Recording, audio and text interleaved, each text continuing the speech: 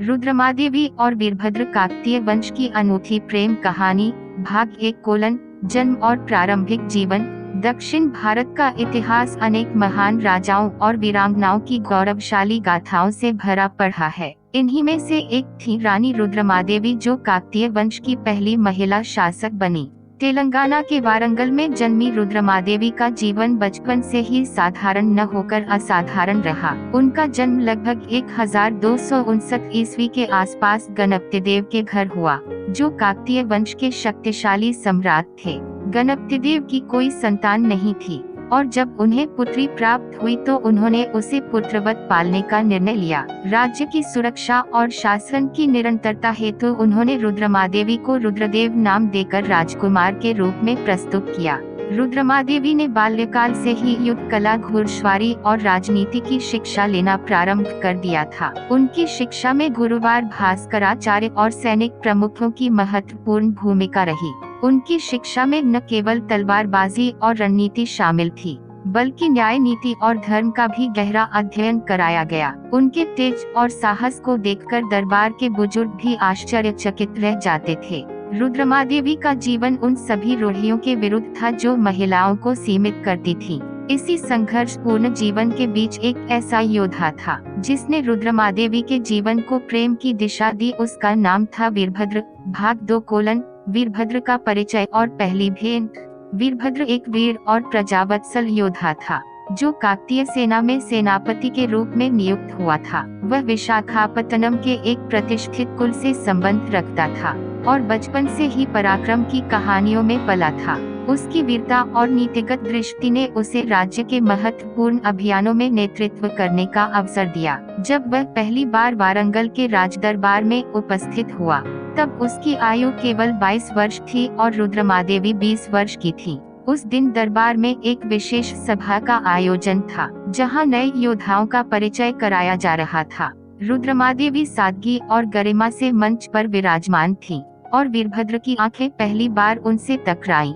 उसने पहले ही क्षण में उनके व्यक्तित्व में कुछ दिव्यता महसूस की, साहस, सौंदर्य और तेज का अद्भुत समन्वय। रुद्रमादेवी ने भी वीरभद्र के आत्मविश्वास से भरे वक्तव्य को ध्यानपूर्वक सुना।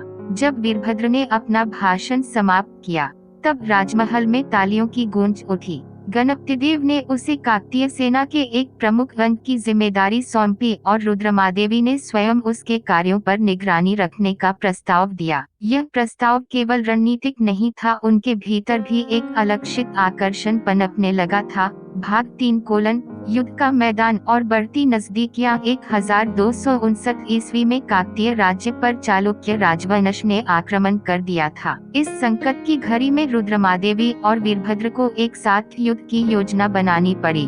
दोनों ने मिलकर सेना को पुनर्गठित किया और सीमांत क्षेत्रों में गुप्तचरों को भेजा। जब युद्ध आरंभ हुआ तो वीरभद्र ने अग्निबाण दल का नेतृत्व किया और शत्रुओं को पीछे हटने पर विवश कर दिया। वहीं रुद्रमादेवी ने स्वयं महिला योद्धाओं की एक टुकड़ी बनाई और युद्धभूमि में पहली पंक्ति में डटी रहीं। इस युद्ध ने न केवल राज्य की सीमाएं सुरक्षित की, बल्कि रुद्रमादेवी और वीरभद्र को और अधिक समीप ला दिया। रात्रि के समय जब घायल सैनिकों की सेवा की जाती थी, तब रुद्रमादेवी स्वयं उनके बीच जाकर मरहम पट्टी करती थी। वीरभद्र यह देखकर आश्चर्यचकित रह जाता था कि कैसे एक रानी इतनी दया और वीरता का संगम हो सकती है। धीरे धीरे उनका रिश्ता केवल राजा और सेनापति का न रहकर मित्रता और स्नेह में बदलता चला गया। भाग 4 प्रेम का इजहार और समाज की चुनौतियां। युद्ध के बाद जब सब कुछ सामान्य होने लगा, तब रुद्रमादेवी और वीरभद्र अधिक समय साथ बिताने लगे। उन्होंने राज्य भ्रमण आरंभ किया, जहां वे जनता की समस्याएं सुनते और समाधान निकालते। इस दौरान रुद्रमादेवी ने पहली बार वीरभद्र से कहा, क्या तुमने कभी सोचा है कि एक शासक को सच्चा साथी मिलना कितना कठिन होता है? वीरभद्र कुछ क्षण मौन रहा, फिर बोला, अगर वे साथी आप जैसी हो तो वे शासक जीवन भर भाग्यशाली रहेगा। उस उत्तर में जो दृष्टि और आदर था, वे रुद्रमादेवी को भीतर तक छू गया। धीरे धीरे यह रिश्ता प्रेम में बदल गया, परंतु यह सामान्य प्रेम न था। एक रानी और उसके सेनापति के प्रेम को समाज स्वीकार नहीं करता था। दरबार में विरोध की आवाजें उठने लगी कि एक रानी अपने सेनापति से विवाह की बात सोच रही है।